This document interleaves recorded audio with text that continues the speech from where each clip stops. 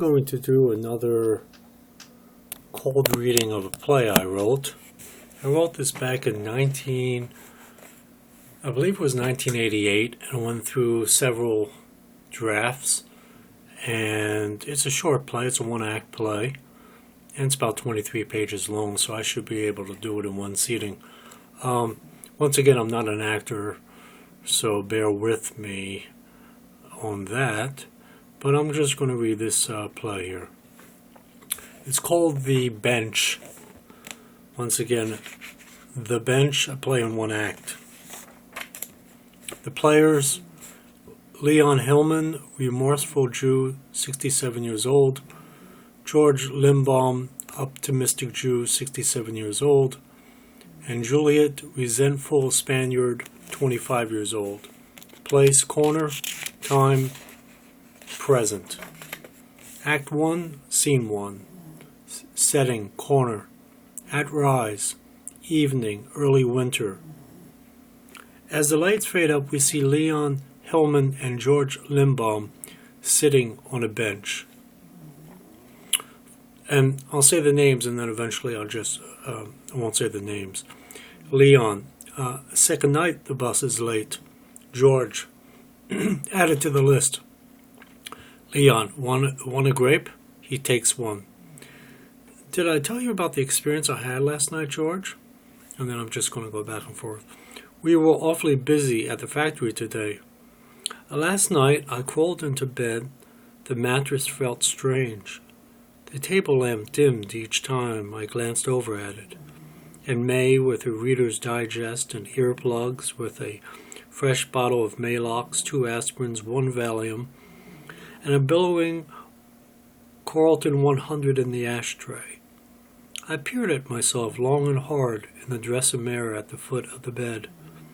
After a while, May was no longer in the room, did not matter on the other side of the bed in my life. And there I was all alone, peering at what I had turned into. We all children reap what we have sowed. Your boys are successful, Leon, and one is teaching nuclear physics at a graduate university, Northwestern, right? Leon nods. And Michael's a general manager at an undisclosed governmental facility up in Maine. Isn't he grossing something like $250,000 a year? $242,000. And my 3 boys are happily married. My only daughter, Sarah, thank heavens for miracles, is finally completing her internship at Albany Medical College. We've performed well as fathers. And your May and my Marge, we've done everything the right way, Leon. What could possibly be wrong?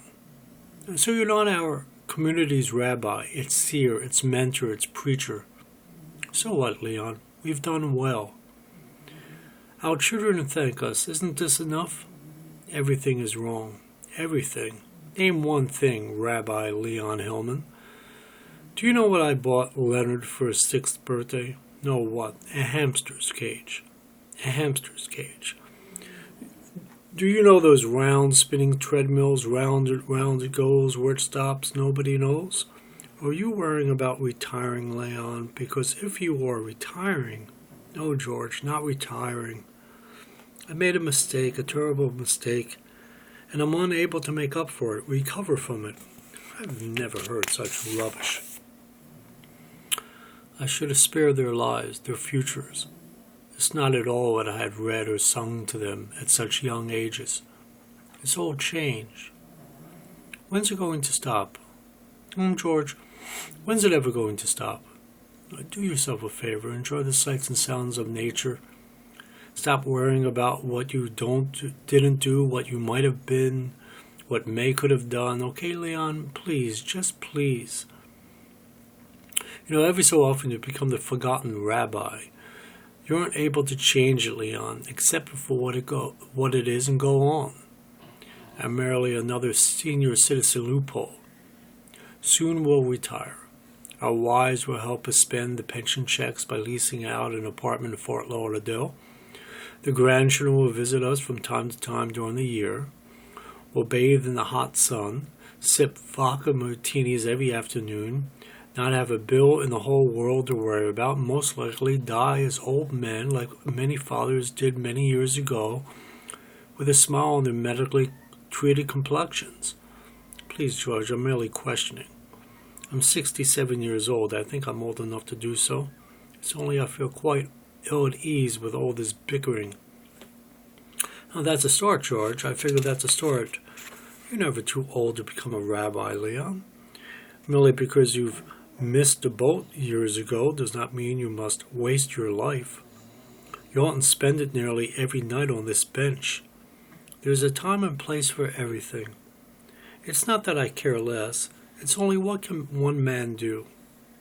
Now listen, Leon. Possibly you're becoming down on something, a head cold, influenza. Have you been coughing up phlegm, mucus? Possibly it's the factory causing all this commotion. I'll get Marge to fix some chicken soup. Not from those red and white dinted cans. Please, George, don't. I'll have her run down to Al Butcher's, pick up some good kosher chicken. We'll make it into a holiday. It'll warm me up a bit. Marge is an excellent chicken soup maker, as you know. I mean, between all our pinochle games over the years, George checks for the bus. As soon as the bus gets here, I'm glad we live a few houses apart from each other. Just don't worry yourself sick. Do you hear me, Leon? Jabbering never gets anyone anywhere, especially us, the ones getting up in age. Now, as soon as the bus gets here, he sits. Just leave it all to me for once, okay, Leon? You'll be fine, Leon. Just don't get yourself all worked up. Save your energy before this cold beats you into a slab of dry ice. I must sincerely confess. Never mind, Leon, about the confession. You've got this cold that'll... No, really, George. You're the only saint I know. You'd go out of your way for anyone. I mean, that's a quality you don't find very often in others these days. You're a fine man, George, the finest. I'm glad you're coming back to your senses. No, I'm serious. Remember 3 years ago, Goldenberg's delicatessen went up in smoke because that young Irish schmuck, Beckett I believe his name was, in which our Mr. Goldenberg's wife hired under the table, left the potato latkes 2 hours too long on the stove, remember? Yes, so? Weren't you the one who ran into the deli in his boxer shorts, bear-stocking feet and all, 6:30 in the morning before the place opened for business, and dragged the Irishman out by his golden roots, right? Correct me if I'm wrong. Yeah, so what's your point? You risked your only life for some Irishman who was hitting a quart of bourbon in the coat closet. Don't you understand, imbecile? You risked your only life for some Irish putz that must have spit on every dollar bill he ever received from Mr. Goldenberg's wife. And then, of course, did he thank you? And why not, George? Because he complained you nearly ripped every bloody root of hair out of his scalp. And what did you say standing there with charcoal stains on your shorts, 6:30 in the cold morning dew, huh? What? I forget, it's been so long since that happened. You said in your polite way, I'm sorry. You're sorry. He's the one who let the potato pancakes burn the entire deli to the ground, and you're sorry? I mean, that's what really bothers me, George, that you're sorry. What did you have to be so sorry about? I could have killed him by pulling him out like that. Don't say anything else. You're sorry. I wish we could all be just as sorry. George Lindbaum is sorry. You should have stayed in bed, George. You'd like that, wouldn't you? Why should I have let that Irishman die? He had a family, a child, a wife, a home. It's not right, Leon. I don't care how much hatred runs through their veins toward us as humans, as Jews, or what we think of the colored. We're all the same color blood. A Jew would never sleep in a rat-infested abandoned building. He'd rather die. But a colored person, well, don't we all know? And I'm not saying I care any less than you do, but what can I do? Add more change to the cans in the supermarkets? What? I don't know how to erase the evil doings of others. I only know what I must do, or what I have done, which seems like nothing at all. I'd rather die before I would shoot an AIDS-infected needle into my arm than Worry if somewhere down the line some man or woman, possibly a child, died from my own ignorance, careless attitude. I don't want to be sorry. I don't wish that way of life on anyone. I'd rather die than know I risked someone else's life for my own pleasure. And somewhere down that long conveyor belt lies the soul of mankind. I like to clench its hand with no guilt. Tomorrow does not exist until we have atoned for our sins. Understand, George? What a sermon, Leon. You ought to have been a rabbi. Tomorrow, when I wake up in the fresh morning air and stretch my muscles in all directions and kiss my Marge lightly on her forehead, it'll feel like any other morning, Leon. It's really a beautiful life we've lived, Leon. You mustn't get caught up in the abstract situations of life. That's not our problem. We must worry about those we can immediately help, not what went on yesterday, George. That's all dead and buried, George.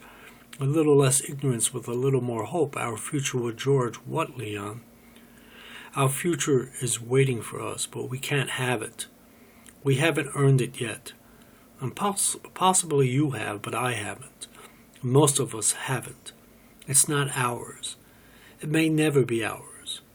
All in vain, Leon? Everything. Marge and I? Yourself and May? Leon nods. You and I? Possibly this entire conversation. I'm going to do something real quick. Just bear with me here. I just have to change this thing on the computer real quick. Take a second. 1 second. Sorry about that. Anyway, Juliet enters. She withdraws a needle. She shoots it into her arm. She slides down one side of the bench. George, then Leon, turn to her. And then this is Juliet. Hey, what you want? If it's the goods, old man. See, I don't have any. Sonny, that's right. That's his name. Got him. Has what, young lady? It ain't you we ripped off? I mean, he ripped off behind that there building? Ripped off? Then what you want with me? You'll freeze to death in that loose jacket. That makes no difference to me. Why should it to you? Only that... Hey, do you two mind if I get some of the fresh Hudson air? Juliet stands. Besides, what are two old men like yourselves doing out at a time like this? Don't they lock you up at this time of night? If it's a convalescent center you're implying. Yeah, one of those. Yeah, see, my father's locked up in a joint like that. All day long he rocks back and forth with hoses stuck out of his hairy nose. You should be glad you got two legs to move about on. My old man is strapped to a recliner. Strapped to a damn recliner. That thing there, want a kick? Is it what I always saw on 2020 with Hugh Downs? Who? Downs. Don't do him, old man. No, the man, Hugh Downs. The man who? Yes, Downs. Downey Jr.? Boy, is that guy cute. No, television, Channel 7 app. Never watched TV, never got the time. Where do you live? 3 blocks from here on Greenwich. Have any family? Hey, old man, who are you to ask me all these questions? I'm only concerned. Well, I've got no time for that. I see you guys at the park. She exits. The bus must have broken down, or his wristwatch stopped. Juliet enters. You don't happen to have a couple dollars on you, do you? Here, 2 1/4. Juliet takes the money. What you two waiting on, the bus? Juliet paces, stops, paces, etc. If it'll ever get here. When's it supposed to get here? 3 after 5. It's about 30 minutes late. I'll wait then. And by the way, my name is George Limbaum, and this here is a good friend and work partner, Leon Hellman. We sometimes, around our community, kid him with Cantor, Sear. Well, not too much, only sometimes. Sometimes we do. Juliet, no name. No last name. Sure, no last name. Pretty cold weather these days, old man? That stuff, what was it, smack? Crack? No, man, I could never do that. That'll kill me, old man. My heart is bad enough as it is. Heroin is easier on the heart, understand, old man? I see. Not too surprised. I guess it's all those television programs. You're a he, aren't you? I'm Jewish, yes I am. I thought so, old man, when you said your last name. My old lady, see, my mother, she scrubbed floors for a living years ago for a Jewish couple up in Albany. She traveled all the way up there, and for 7 hours, sometimes 10. She scrubbed until her knees nearly bleeded. She would come home all tired and cheap-looking with baskets full of peppery dishes and horse kaddish something and fish heads and all kinds of disgusting food. And she placed the money on the table, $207 a week, 50 hours a week on her knees. She'd peer around the kitchen table. There were 6 of us living in a one-bedroom flat. Sometimes I'd have to sleep in a closet on a pile of laundry when my mother had company over. My pop was too much a drunk to make any difference. I only saw him about a couple of days a week. All the other times he'd be traveling out on the road all over America. But what the heck do you care? If there were dishes, clothes, rubbish over the floors, while rich Jews like yourselves would eat off the French plateware, silver spoons, and sleep in waterbeds with canopies and walk about on my mother's spotless, shiny floor. Oh, you rich, bright, cultured, refined Jews. Read that once in a magazine. I bet you don't understand watching all those 20, 30 shows on your brand new color high-definition TV sets while my mother used to work for dirt because some Jewish family held themselves above us. My people are proud to be Spaniard, for we worked hard to put the little food we could on our table, while rich Jews cheat us out of the money we worked for all our lives. We walked around this city without names, without fame, and without fortune. Isn't this your bag, old man, oh you rich Jews? Do you know what I've done for a living all my life? Probably work behind some big desk on Broadway and some fancy skyscraper. I've worked in an electronics factory because I dropped out of high school to help my bedridden father clothe and feed us children. We've worked hard all our lives for the little we do have. You're lying. I know a liar when I see one. I've lived around more lying, jet-setting punks than you've seen in your entire life, old man. George is not lying. I'm also a high school dropout, factory worker, but just as American as you are. Man, you sure know how to lie. We're not lying. Prove it. You've got to take my word for it. Take your word for it. Do you know what your word is worth around here, old man? It's up to you to trust me, or I know you're lying, but... She pulls out a knife. Now tell me the truth, old man. What you going to be? He's not lying. We're telling you the honest-to-goodness truth. What do you want for me to say? What do you want for me to do? So you can prove me wrong? What, Juliet? What? Please, Julie, I swear I'm not lying. We're not lying to you. It's the truth. Don't believe what everyone tells you. They're mistaken. Take my word for it. We're struggling as much as you are. She is close to Leon.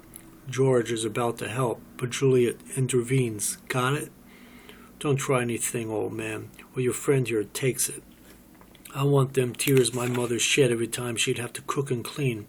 But you're asking for me to lie, Juliet. I'm telling you the truth. He is, Juliet. Shut up. I don't know what you want of me. I'm telling you the truth. I'm no different than you are. I'm not lying. I'm not to be blamed, Juliet. So you had a hard life. We all have, liar. You can't pin it on me, Juliet. I'm not lying, Juliet. I don't know whom to blame.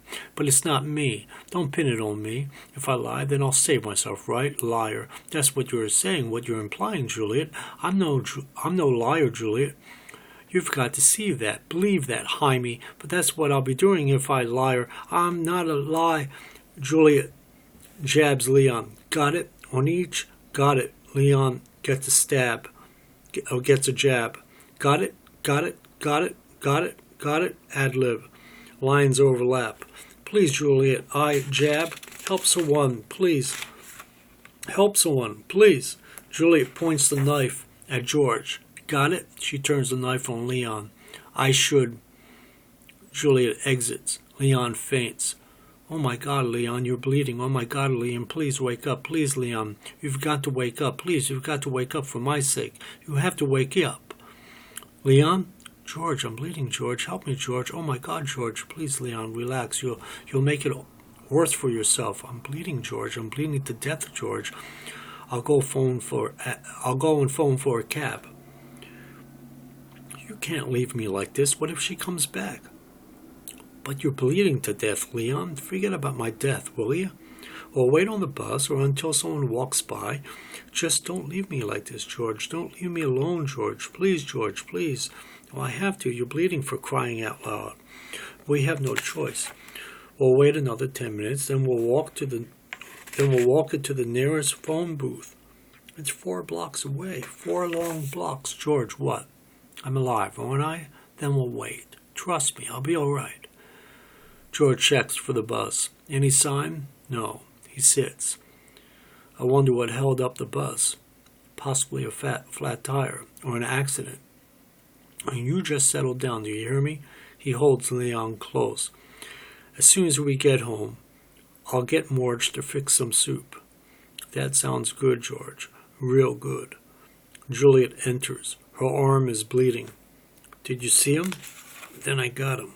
Juliet tosses the knife aside. He thought he had me, the Joker, man. He thought he killed me. Man, it was close. You should have seen his jab, twist and dodge here, dodge there, but he got me. Man, this hurts. Juliet paces. All night I've been telling him to stop messing with me, but he kept at it. I warned him. I told him to put his knife down, put the rock down, but he had to throw it. I dodged it, see? He threw the goods over to his side. And in a flash, I took my switch and stuck it straight into his gut, real nice and slow. He eyed me, you see. He eyed me as he fell forward over the blade. I could almost see the blade shining through his back. I rolled him over, pulled the switch out, and got the goods back. I got the money and the dope. What more can a junkie whore ask for? Had many a freak, a jack, and even those sincere suits that think they know better than you do. Screw those jerks. What do they know? They don't know me. They don't know this princess. That's right, I am a princess, the best freaking lay, the best freaking mommy, and the best fucking old lady any guy could get their greedy little eyes on. But see, I knew his kind. No way was he going to get away with the goods. I watched that old couple for hours in the dark tonight, walk back and forth, and back and forth, and back and forth. I'd have been stupid if I was going to throw it all away to him. That little no-good Juliet pulls out a wad of money. Man, I got a good grand here. Jesus Christ, he was right about that rich Jewish couple. Look at it all. I can't believe it. I won't have to peddle crap in the street no more. No more rich old couples for this princess. I'm rich, man. See, look at all this dough, old man. I'm going to set my life right this time, me and my Chiquita. I'm going to clean up. I'm going to get the heck out of this town. I'm going to start fresh somewhere where you get half a chance to make it right. I'm not that bad of a person, so I dropped out of high school. I had to. I had a baby girl to look after. Who was out here to help me? No one. If it wasn't for me, my baby girl would have been dead a long time ago. I make it work. I make the system work. No one gives a damn about me. They're all fucking cons, they ask me. The whole system is one huge garbage dump. No one cares for anyone unless what's in it for me. We're all rats climbing over one another for the last piece of cheese. Our greedy little fingers grabbing onto anything that falls our way. We're no damn different than the dogs we chain to a link fence. But I got a chance to beat all that back. I'll go buy a Greyhound ticket and go out west. There's got to be a quiet town where everyone leaves you the heck alone, where a girl gets half a break, where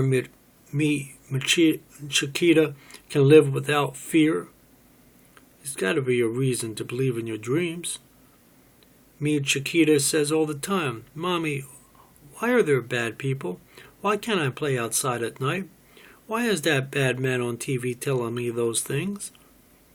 I don't want her to live this way She can't catch her breath. Jesus, man. Juliet slides down up against the fence. Oh, man, my luck. Here, man, run down to 74th and Park and ask for Yuri. He'll give you a packet of Narcan. Here, man, I'm not lying. Here, anything, take it all. I don't care. Just get the stuff. I need it. Please, I can't go on like this. Here, take it all. To where? Park Avenue, garage. And here, man, take it all. Just give me the stuff. Just get me the stuff. Where? 2 blocks south of here. 74th and Park. Hurry, man. George peers at Leon. Then he peers over at Juliet. George grabs the money from Juliet's hand. George exits. Juliet almost passes out. Where's he at, man? He went to get you the... Puy. You don't understand. I need the Narcon or else... I gave that Jew over $1,000. Christ, I trusted him with $1,000 with one... Can you believe it? 1,000. I'd kill him if he... I'd kill him. How could I? Please stop this pain. You could have killed me earlier. Idiota must have... No, sorry about some Spanish here. I don't know. Idiota must have given me a different batch. There has to be a better life than all this. I can't continue to wait for the Mashiach. The king lost his way many a year ago. Sure, man, just get me the stuff. You're a better teacher than I am. Oh, yeah? How's that, old man? If it's not you or I, it'll be some other poor schmuck. We're all in this together. It's like a disease. It spreads until everyone has undergone its change. Until the change becomes unheard of, not spoken about. Then it drifts on, onto some community who hasn't taken notice of it. Round and round it goes. Where it stops, nobody knows. I'm sorry, Juliet. I sometimes lose myself in the abstract formalities of life. It never gets me anywhere. Why pay them any mind at all? You got me. George tells me that all the time. I'd really appreciate it if he told me the truth to my face from time to time. That I'm simply a loser. Juliet dies. Leon turns away from Juliet. He sits on the bench. He stares ahead. George enters. I called for a cab. It'll be here in a few. What happened to is something that should have happened to me. Forget about it, George. It's not worth a pound of butter, let alone $1,000. That was $1,000? I gave that fella back there $1,000? He tosses the goods aside. No wonder he peered at me awfully strange. He asked me if I was the man. $1,000, we could have bought a car. Did you hear me? That $1,000 was ours. You nearly lost your life for this no-good tramp earlier.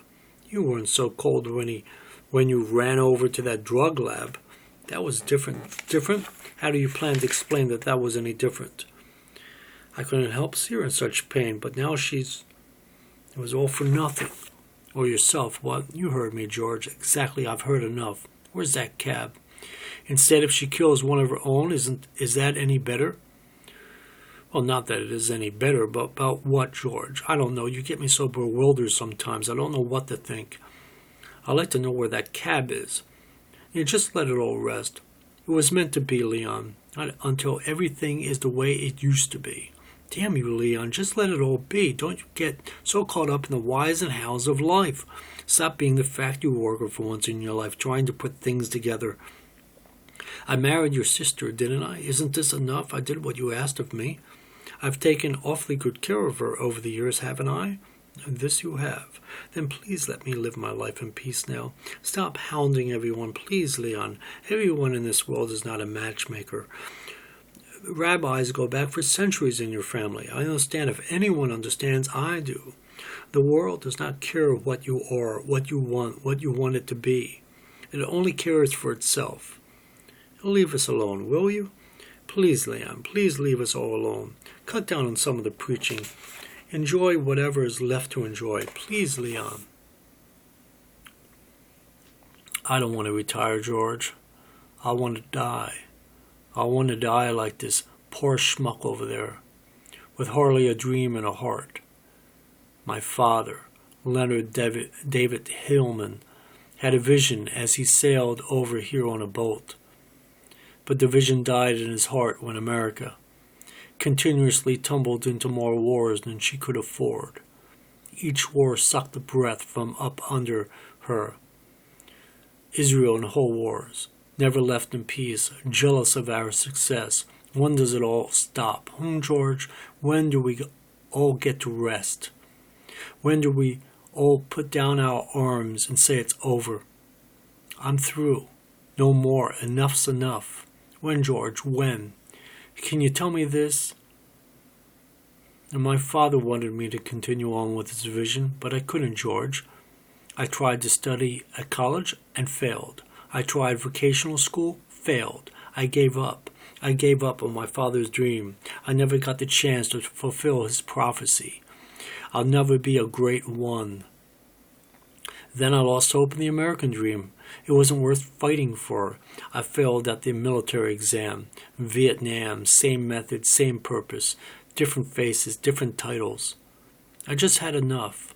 I wished my boys well, of course, but for myself I had enough. If it weren't for May, who knows where I'd be. And when I met you at the factory many years ago, I thought to myself, someday I'm going to set this fellow right. I'm going to do something right this time. No one fools Leon Hillman and Sister Marge with all those smiles between you two. But then all of a sudden you were gone. That terrible war sucked you in too.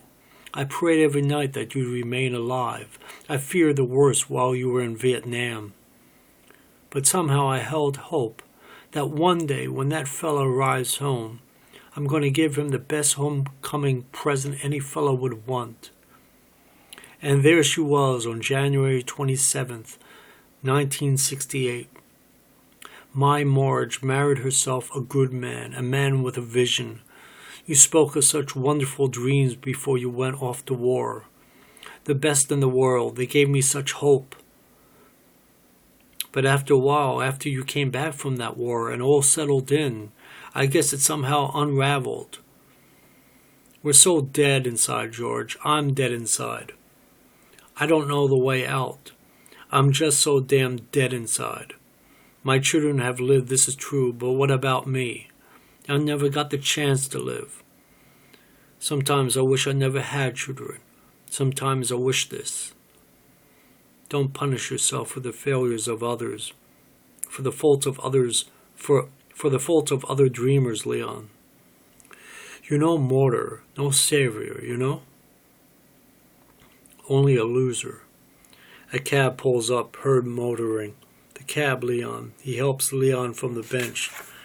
Let's not miss the cab. It'll wait only so long. Leon stands. Well, what should we do about her? Come on, George, the cab. I'm not planning to tell Marge about this girl dying. It would only upset her. George walks Leon across the stage. I'll tell her only so much. It wouldn't matter much, even if you did. As George and Leon exit, the lights fade out. End of scene 1, end of act 1, end of play. I wrote that back in 88 or 86. I think it was 1986 I wrote that play. And what it's basically about is these two Jewish philosophers, or really one Jewish philosopher. Leon's really he always wanted to be a rabbi, but then he never followed that vision of his father and him to be this great seer. But in his own life, he was this philosopher / seer anyway.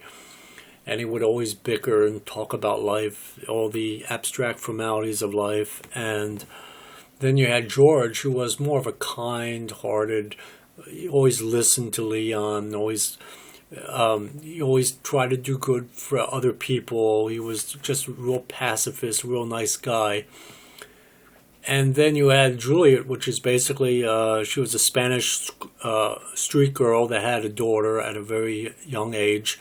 And she had to care for this daughter, and she came up in very hard times with her mother, and she also had resentment toward the Jewish people because her mother had worked for a Jewish woman, or a Jewish couple, I should say, and because she was paid very little and she worked very hard, that tended to all come out against Leon and George, as well as the drug that somewhat kicked in, or whatever drugs was in her system.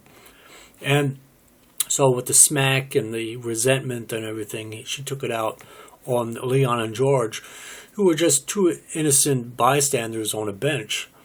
And that's really what it's all about. It's about losers and dreams, I guess you could say. And the bench, I decided to... At one time, the play was called The Bridge Too Often Crossed. And it was accepted by a theater, and they wanted me to write a full-length play of it. And I only saw it as a one-act play. I always wind up, a theater, for the most part, likes my stuff, but then they always want to change it, like longer or shorter, or cut this out, cut that out. And playwrights are kind of stubborn. We're stubborn creatures, and when you write a play, you envision it a certain way. Now, as far as collaborating with a director or something, yes, you want to collaborate with the director, and hopefully you get your thoughts across to the director so he's able to direct the cast properly. But nevertheless, before you even get to that point, in the beginning stage, I always wind up, especially with literary managers, I always wind up with them wanting to change this or making it longer and all this. And actually, I did decide, I started a second act. I did that, I think that was like 87, 88, around in that period. And I actually started a second act. And I think I wrote like about 20 pages and then stopped. And that was the end of the play. And I never sent it back to them. And that was it. So, and I think I sent it to 2 other places, but I never heard back from them. So, and that was the end of the play. But I've always liked this play, an old play of mine. It's 14, it's almost 30 years old, the play. And it's called The Bench because it symbolizes this bench that's on a street corner in the middle of nowhere during early winter at night. And it's a typical scene of everyone's life in America, let alone in any country you may live in. And what can happen to 2 innocent bystanders if someone comes into that picture and completely wreaks havoc in that situation. Of course, I put a lot of philosophical lines and a lot of different psychological lines through there, but nevertheless, it's a typical corner at night in like a large city, and it takes place in New York City. So in a large city like New York City, dark corner, no one's around, early winter, and then something happens. And so that's why it's called The Bench. As well, it's also called The Bench in very subtle terms, in the sense that the bench is symbolizing the bench like the court, where the judge of the court, and it's the bench. It's considered the bench, and by what a judge does is he passes judgment against other people. And so what I did in that play was I had it so Leon passed judgment on life in general, and he spoke about the abstract formalities of life, and he was very judgmental in his thinking. So, and then as well as Juliet was judgmental of George and Leon, and George was somewhat judgmental toward the end of the play. And that's how it is in life. We're very judgmental of people we have these preconceived ideas of people, and we don't really think things through. We don't take a case-by-case basis. You see a black person, you think they're a criminal off the bat, when they could be probably the nicest guy in the world. You just never talked to him and got to know him. And the same thing goes with a Jewish person, Irish person, German person, Italian person, Mexican, Canadian, Russian, Chinese, whatever it may be.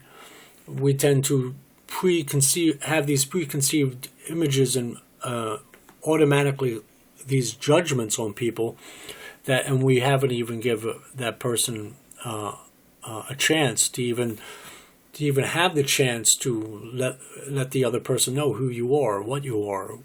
Everyone has different histories. You might learn something from this other person history, personal history. So, but we're very judgmental in a lot of our thinking, be it out of fear, prejudice, agenda, whatever it may be. So, so that's why it was called The Bench, and that's why that I think that's part of the reason why. Like at when I first wrote it, A Bridge Too Often Crossed. Then I wound up changing it to The Bench, and they actually they like that idea even better than A Bridge Too Often Crossed. But like I said, I started on the second act. I don't know. I still have it laying around somewhere here, but this happened when I was living in New Jersey, by the way, and I had sent it to I think it was Playwrights Horizons on 42nd Street in New York City, where I sent it to. I can't remember exactly, but I think that was the theater. And I was beginning that second act, got into about 20 pages, if I remember correctly. I have to find it. I have still laying around. It's all in longhand. But I began that second act, and then I stopped. I don't know why, but I did. I don't know why I did. Maybe I was either moved on to a different piece I was writing, or I just gave up, or I don't know. Sometimes your inspiration or your the whole process of playwriting is you have to really get into the characters, and maybe I was distracted by something or something. And when you're a playwright, especially a playwright, when you're dealing with explosive characters, a lot of your emotion is drained into those characters. And if you have something else that is troubling you in real life, that will fuck up your play in no time at all. Any writer will tell you that. Novels as well, even if you're writing a novel, especially a long novel, if you get distracted, that's why writers like to be alone. When I write, I do not like to be bothered. I want to be left alone when I write, because I need to focus completely on what I'm doing. Can't have any distractions. Any writer can tell you that. Even a painter or a sculptor, or any of that in the arts, they want to be left alone. It's a very lonely business, actually. But the great thing about it is when you're working on your art itself, be it a novel or a play or a sculpture or a painting, it's such an enriching experience because you're actually working with an object. Like if you're a painter, you're working with a canvas with colors and lines and shapes and moods and all kinds of stuff. And the sculpture, the shapes, and you're dealing with a chisel and a hammer. And if you cut it just the wrong way, you could break it into a million pieces. And then like a novelist, I wrote some novels. I never got any published. I never sent it out, but and novels as well. And you want to concentrate and remember the plot line, and you want to remember the characters you're dealing with, because a novel usually dealing with a lot of characters. And then in a play as well, especially in a play, because they're so explosive, because the whole point of a play is conflict, is drama. You could even have a comedy and still you need that conflict there. Unless you're doing an extremely experimental, absurd play where maybe you have one character set up on stage for 15 minutes, but there better be a point made, But nevertheless, I mean, even in that, somehow or another, I'm sure that playwright's going to get some conflict out of that, because the whole point of a play is conflict, and conflict creates the drama. And so when you have characters that are opposite of each other or playing off of each other, at least two characters or more, you have conflict. Now, regardless if you have 20 characters or you have two characters can have as much conflict as 20 characters. Actually, sometimes it's harder to write with more than 6 or 7 characters, because you have to give as much conflict and as much drama to each character, and it's very difficult. I know Tennessee Williams used to write his plays and have, especially a lot of his I would say his middle plays, meaning his earlier pieces were not as many characters. The latter pieces weren't that many characters, but in the middle years, and he was writing, he would have sometimes 40 characters on stage. I mean, I think it was Camino Real or something like that. He had like 40 characters on stage. And each character, of course, some of them probably were like props in a way, you know, the basic characters, streetwalkers and stuff like that. But nevertheless, for most of his characters, still had to put a lot of emotion into that, and that's why he was one crazy motherfucker to live with. I can't imagine living with a Tennessee Williams, or living with a Breckel Breck, or living with even a Sam Shepard. I mean, especially his earlier pieces in the late the 60s throughout the 70s, I would say about the 60s into the early 70s, he must have been fucking horrible person to live with, because I know how I am when I write, and when I'm in the writing mode, I haven't written for about a year or so, but when I'm in that writing mode, oh, I'm a pain in the ass to live with. You don't want to fucking be around me when I write. I am stubborn, and I am just complete utter fucking asshole. It's like a whole different person. Just a total asshole is what I am when I write. And being as I haven't written for a year, it sort of feels good that I haven't, because I don't like to be like that to other people. Like if someone's bothering me, someone knock on that fucking door, I will scream like a motherfucker and say, "Get the fuck out of here. Stop knocking on the fucking door, god damn it." You know, I'll go on and on like that. And every writer does that. That's why usually a writer will have like exclusively one place that he or she goes to and writes. It could be, sometimes they like to have like a detached setting, like a garage converted into a little den, like a writing den or something, or a shed converted into a writing den, because you're away from people. All artists are very lonely in their creations. In order to actually, the honest truth about it all is the more lonely a writer is, the better the piece will wind up being for the most of the time. That is, and that's sort of the tragedy of being a writer, is if you're going to write some of the greatest work in the world, you're at your loneliest in your life. So people think, well, you get all that fame and fortune and all that shit, you know, and that's the payoff, of course. But a writer, it could be a sculptor, a painter, or any of that. But I'm going to stick with the writer. A writer just sort of gets pleasure out of creating this new world, that whatever the characters are doing, whatever the settings are, whatever have you. And it's all in the mind, of course. It's just all in the mind, going down on paper. Like I do longhand first on my first draft, and then I type it up, and I go from there. Every writer is different. And but I like that whole. The reason why I do longhand is because there's a way of, and I do it a certain way. I do a lot of shorthand. I've created my own type of shorthand when I write my plays, and it just when I'm hearing those characters speak in my mind and having that conflict and that drama, and as I write it down, I could feel that emotion go through my hand as I'm writing, and it's like a really great experience. It's very draining emotionally, extremely draining emotionally, especially if you do a full-length play. And that's why sometimes it's good to have scenes in each act, because that way you can at least do one scene and then stop a little bit, rest up, think about what you're going to do next, or see where it's going, and then delve into the next scene. But it's extremely draining experience. And so, like I said, I haven't written for about a year or so, and it sort of feels good not to have all that draining experience coming out.